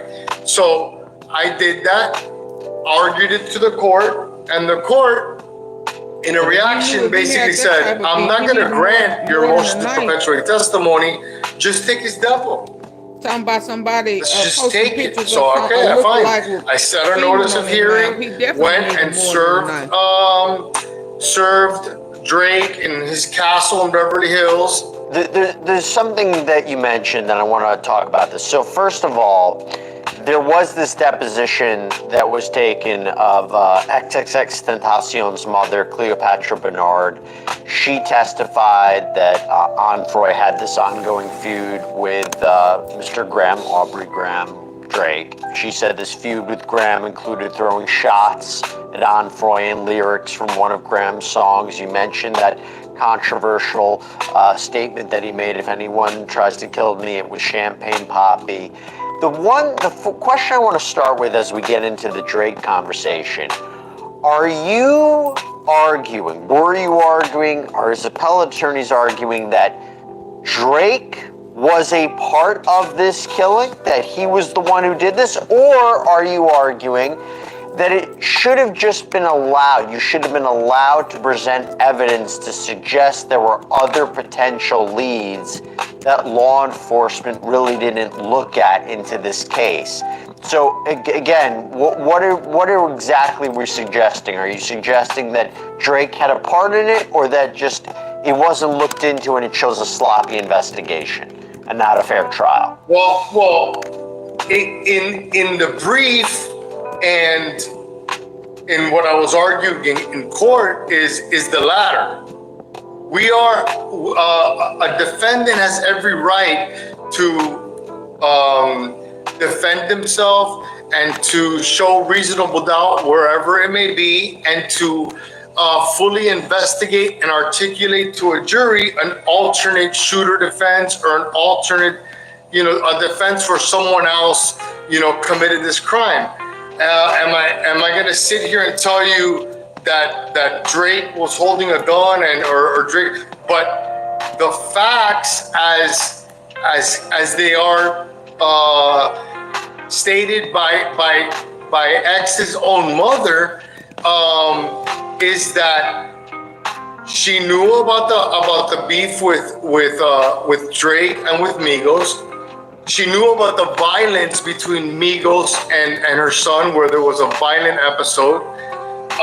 She knew about 600 Breezy, which is a known admitted gang member from Chicago, going to South Florida and posting on social media saying that he's blicked up, which means that I have a gun. And she was concerned about it. She testified in the depot that she discussed it with her son. She testified that the reason that she wanted additional security with him the day he died was because of this beef with Migos and everything that we're discussing. So it was relevant, and for many months during the trial, January, February, even February 7th of 2023, the judge is agreeing with me. Okay, now there comes a moment and a hearing. He goes ahead and Drake hires, after the judge enters a rule to show cause, basically saying a purge date. You have to appear for depo on this day, or I'm going to do a writ of bodily attachment. He then goes and hires Brad Cohen, a friend of the show, friend of mine as well, an excellent attorney. And Brad files several motion to quash the subpoena, and he files a motion for protective order. We go back and forth, and the judge says, and the first time that Brad shows up to court, he says, you know what, I'm gonna quash the rule of show cause. He's hired counsel. You guys can communicate and figure out when this step was gonna happen. Okay? So we go back and forth. We can't agree to it for various reasons, and I'm not going to get into settlement negotiations on the show, but we can agree. We go into court February 24th, I believe, on his motions. At that time, James Beard, which is the process server that served Drake, appeared as a witness, and I wanted to show video that he took of the actual attempted service, where it shows Drake's bodyguards or the people that are in front of his house refusing to cooperate. It showed one of Drake's employees kicking the subpoena down the road that leads to his mansion. And the judge didn't allow me to show that. Despite not allowing me to put forth that evidence, the judge did a 180 from telling me to figure it out, coordinate it, take the depo, did a 180, told me, why are you involving him? Granted the motion for protective order, granted the motion to quash my subpoena, allowed Mr. Cohen to argue California law without having a California expert there, and basically kind of chastised me about, why are you bringing them into it? And as a matter of fact, he even we had taken the deposition of one of X's relatives regarding this beef, and she denied it, and the court said in open court, even his relative said that it didn't exist. And I said, yeah, well, she's lying because the whole world knows about this beef. So for her to sit here and say that she didn't know about it it's on her credibility. So despite all of this, he does a 180. He not only grants the motion for protective order, basically saying that I can now serve him again. Okay. And it quashes the subpoena, but the state attorney, sensing there's blood in the water, says, Judge, I'm gonna renew my motion to strike all his witnesses, okay? Or tennis, no notice, and he says, I'm not gonna do that, but I am gonna strike Mr. Graham. So he struck in the middle of the trial. He struck Drake from my witness list, which is completely inappropriate, considering the history of the case. Talk to me real quick about why you think the judge did this, because in the appellate brief, and correct me if I'm wrong, there is an accusation that the court might have been biased because of Drake's celebrity status. Correct me if that allegation is wrong, and in your opinion, why do you believe the court ultimately wouldn't allow the deposition of Drake? I'll say that Judge Usong was a complete gentleman to me, and it was a pleasure to try the case in front of him. I do think that he made various reversible errors, and I think from the beginning he made a lot of calls that were unconstitutional, not legal, this being one of them.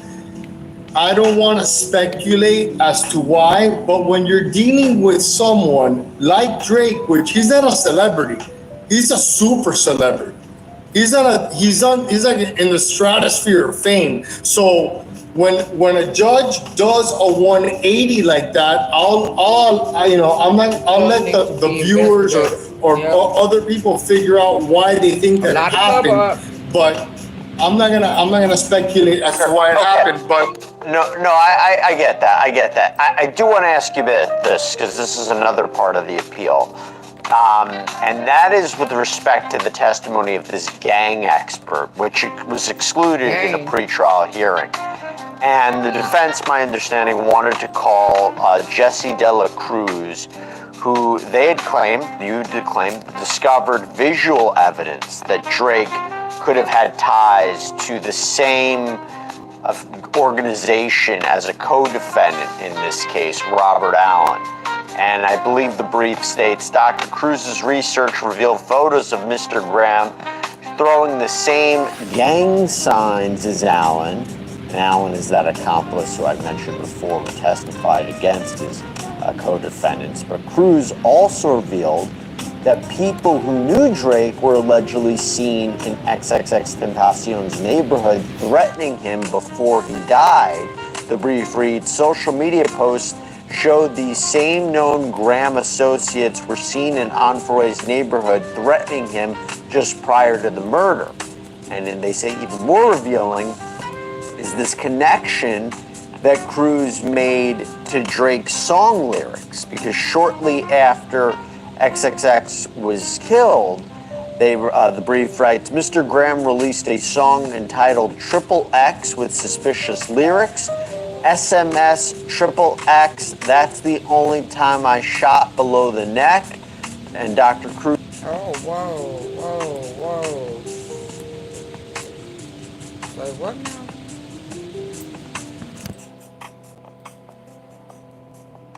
This is Drake's lyrics.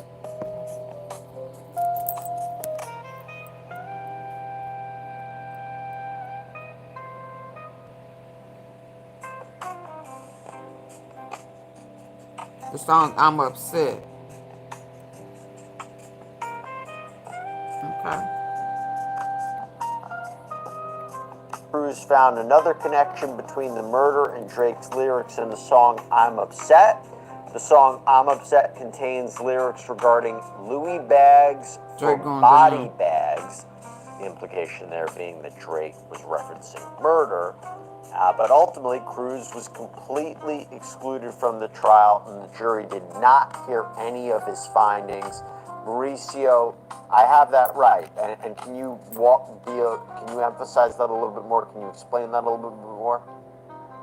Yes. Okay. So, Dr. De La Cruz did proffer to the court everything that you've stated regarding the song lyrics, the fact that Drake was throwing gang signs that were the same gang signs that Allen was throwing up and in different social media posts.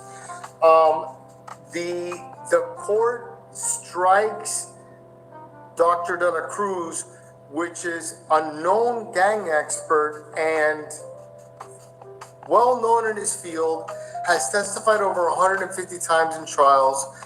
They allowed the state to put their own gang expert, Detective Polo, which really bolstered a lot of what Dr. De La Cruz said regarding the necessity to bring out this testimony. I don't believe that it, based on Dauber, which is the case that we look at when analyzing whether an expert is if it's appropriate for an expert to testify, I don't believe that was a legal call. I think it was error for him to do that and not allow us to put forth that testimony. And we put up pictures of Drake with Lil Wayne throwing up a Bloods gang sign and other evidence that Drake is out there flaunting gang ties. We put forth evidence of Hassan Ali, which is top 5 out there openly claiming on social media and video that he's Drake's shooter. And part of the theory of defense is to show, listen, even though these people are entertainers, okay, there's a gang-related portion of it. There's a gang-related side to it. And X's own mother testified that she knew about this, that she knew about when 600 Breezy traveled from wherever he was, whether it's Chicago to South Florida. She knew about it. She talked to him about it. Yeah, please hit the like button. This case had more than ample evidence and ample reason to involve a gang expert. To be clear, though, you were allowed to argue that someone else could have been responsible for this killing because you cross-examined Allen on cross-examination, suggesting that he had this link to Drake. But my understanding is you're arguing now that the trial court had put limits on your cross-examination of Allen, that violated your client's rights. Am I misunderstanding that? No, you're 100% correct. And they did it not only with Allen, but they did it all throughout the trial. Okay. With Allen admitted that his father, known drug dealer, known firearms dealer, as the brief states, produced at least one of the guns that was used in this. When I asked him about his father and ties to Toronto and drug dealing, the state objected, and the judge didn't allow that question. So it was a constant battle for me to try and basically do my job and show where reasonable doubt existed. With Alan, with Detective Curcio, the problem here is also that the state attorney, on direct of Detective Curcio, which was the lead detective in the case, she asked, "Do you have any information that Drake was involved in this?" And that was before the court struck him. So whatever the reasons may have existed, the moment that the state attorney opens up their mouth and says that, now he's really at issue, because now you're opening the door. You're opening the door to that coming in. Yes. And not only was it an issue of her mentioning it with Detective Curcio, but she asked him, you actually were able to verify whether or not Drake was in South Florida at the time.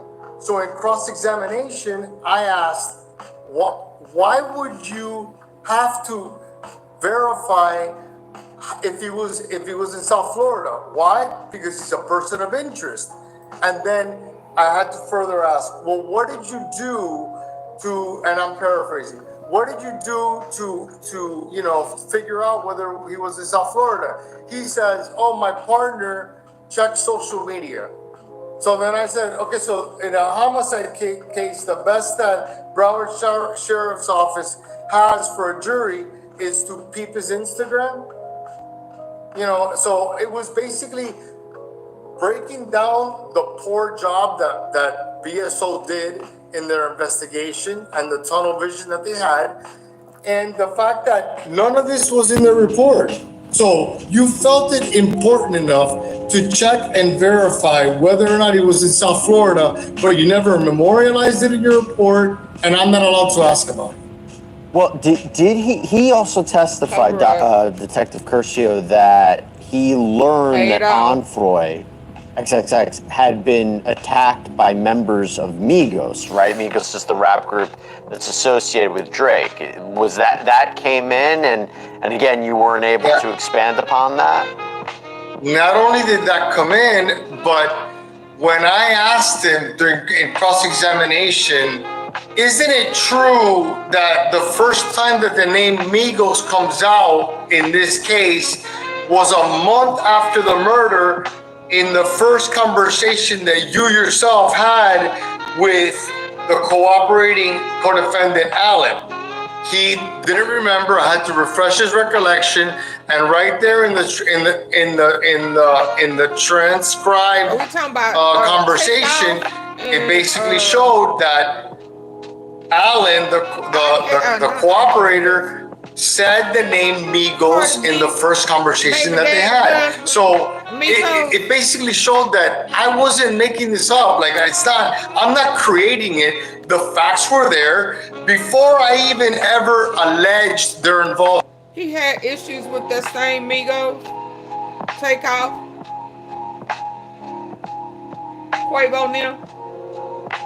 The ones that are tied to mob ties, J. Prince Jr., that we know is tied to Drake. Is that the Migos that they talking about? The XXX already had pre-existing issues with?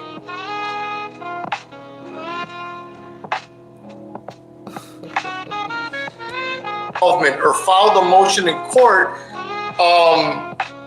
They're checking to see whether or not Drake is in South Florida. That was years before. And he ain't figured out why.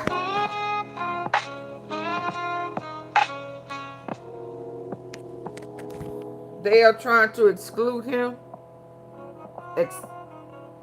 there's a cover up.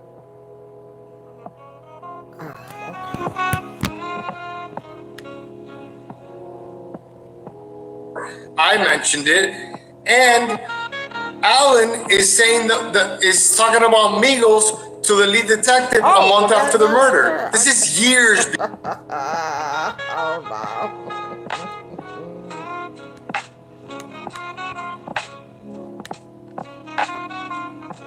was years before I mentioned it, and Alan is saying is talking about Migos to the lead detective a month after the murder. This is years before I filed anything regarding my theory of defense. So it was just to show that this is part of the case.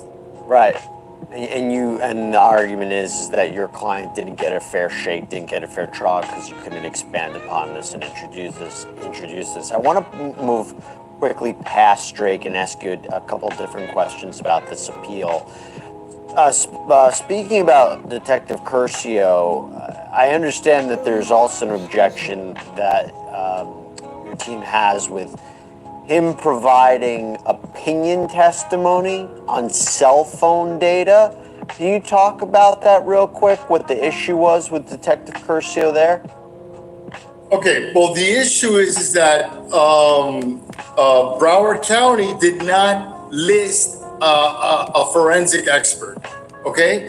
And they tried to put forth expert testimony through someone by the name of Canvani and through Detective Curcio, and the court allowed them to give expert opinion as to locations of cell phones and things that are specifically left to experts, because when you list somebody as an expert, then that opens up the doors to discovery that we could take of them and put us on notice to the specific details that they're gonna testify to as an expert. That didn't happen in this case. And what they allowed was this individual named Canvani. They allowed him to basically put forth expert testimony, and he put forth like a visual aid that he had prepared a week prior to his testimony. Okay, we were ambushed with it, and there he basically put, you know, little dots where he testified where the cell phones were exactly, and they allowed Detective Curcio to also give that type of testimony. Now, Detective Curcio is extremely experienced. I'm not gonna take that away from him, and this individual Canvani as well. But just because you're experienced doesn't take away the obligation of Broward County to do things correctly. This is a murder case, and a high-profile one at that. There's a number of different other points that are raised in this appeal. There's things like allowing prior bad acts to come into this trial, allowing an out-of-court statement from defendant Newsom, which you argue was Williams' defense attorneys are saying was prejudicial. Hey, Gemini-ish. If you can, what's another big area of appeal? Is it any of those two that you really think could be problematic? Why your client? Well, and again, I guess the idea is he deserves a new trial, right? Yes, yes, and the two things that you mentioned are pretty egregious. The one of the Newsom is really shocking. Like, they basically on redirect of Detective Curcio asked them questions and brought in a hearsay statement regarding a completely separate murder investigation that he says that he found without authenticating the cell phone, and basically said that Newsom had told somebody in some dating app or something that he had buried money in his house. And so the judge buried money, he could be catching life, and a really incriminating statement, but Detective Curcio didn't have to authenticate that. They didn't have to show what cell phone it came from.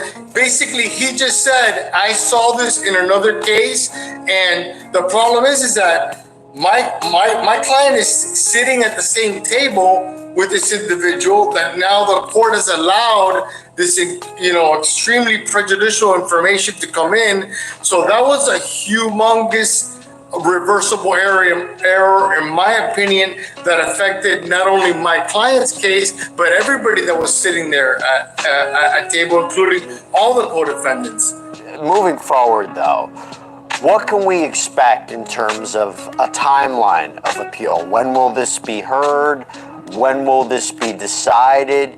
If a new trial is granted, how does that work? Because now it's about the timeline of events. What should we expect?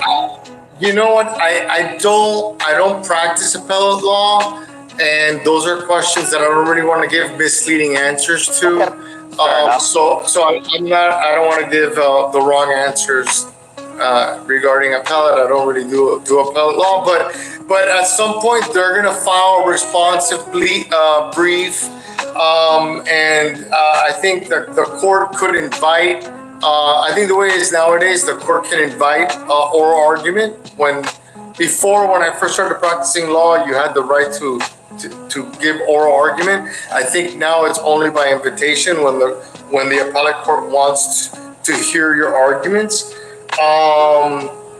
But yeah, I mean, listen, when I read this, this was an 11-week trial. The jury was out 8 days. It's not like if the jury didn't think about it and came back in 90 minutes and convicted our client. The jury struggled. They had to struggle because 8 days is. I've never had a case that the jury's been out that long, and it was clear that they had questions, and I really wasn't able to properly defend my client. Mr. Williams did not get a fair trial.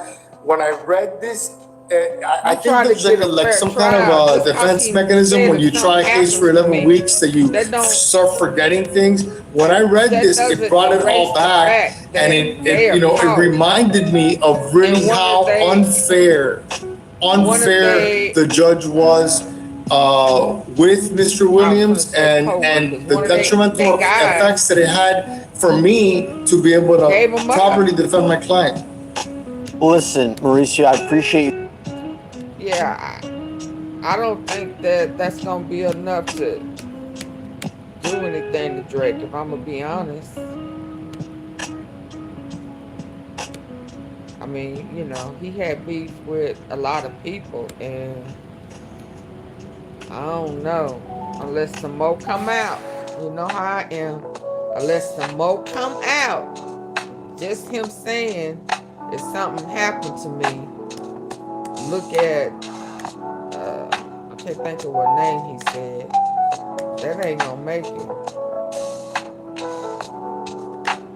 That ain't enough.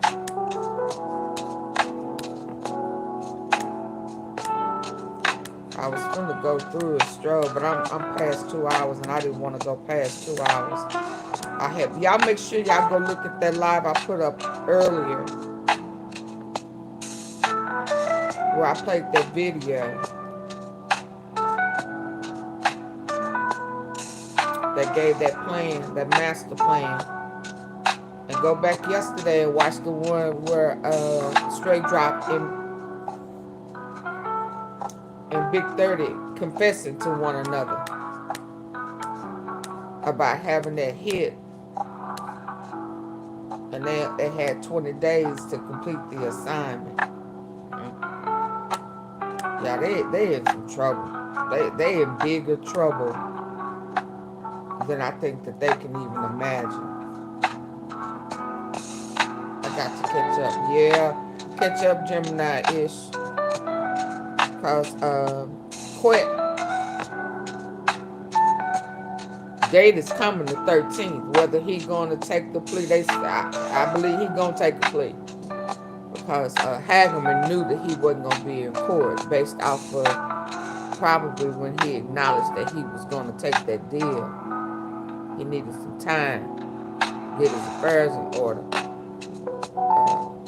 Because I think he thought he was going to beat it all together. Time served, and that ain't going to happen.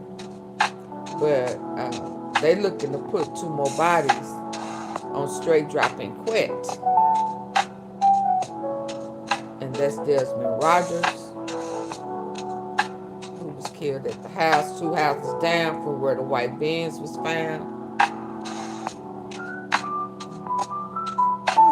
Excuse me, Rogers and Howard Barnet, who could be related to Shondell Barnet, which is straight drop baby mama, sugar daddy. He eliminated him. So if he take a plea, that means no trial. Right. That means no trial, but he gonna have to give up Gotti. And I think the way Gotti them moving and how folk talking and Nolove, what's his name? Nolove G5, October the 30th. Talking about the feds. The feds come. Is you gonna rap or is you gonna stay solid or crack? But right here he said, if they come, get me again. That means that he done already talked to the feds. And he was one of Straight Drop's CEO Teasy, Big Newski, Gino gang. He is the one who killed Gino, Tasha Mack's son. He killed him by accident. Y'all see how I had to pause? Yeah, they Straight Drop, Teasy, Quet, Tasha Mack gave him a pass for killing her son and they gang, one of their gang leaders, Gino gang. They don't ever want to talk about that, do they? And at that time, I think Tasha Mack was dating Big Jew. I just can't make it up.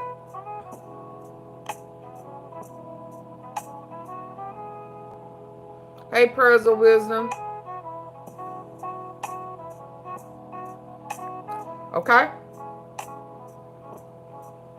He was tight with Teasy, Big Newski, Gino. In the song today, a letter to the ops, where he was telling about what they did to Howard Barnet. Heck, Straight Drop shouted out Gino. He killed him.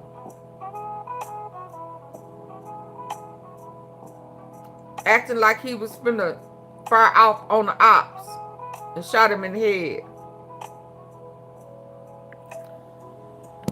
Yeah. Okay, y'all. I'm finna get ready to go. What time is it? Yeah, it's 10:35. All right, y'all. Have a good night. Please hit the like button on the way out. Can y'all do that for me?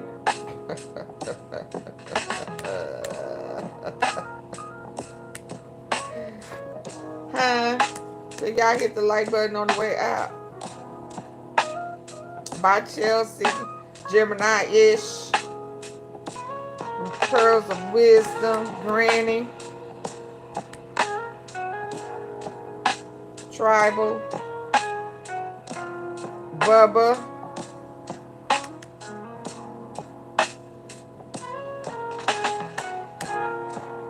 Who else is in here?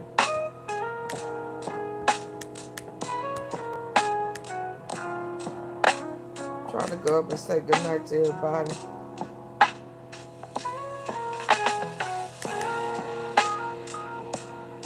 Daddy Yancey.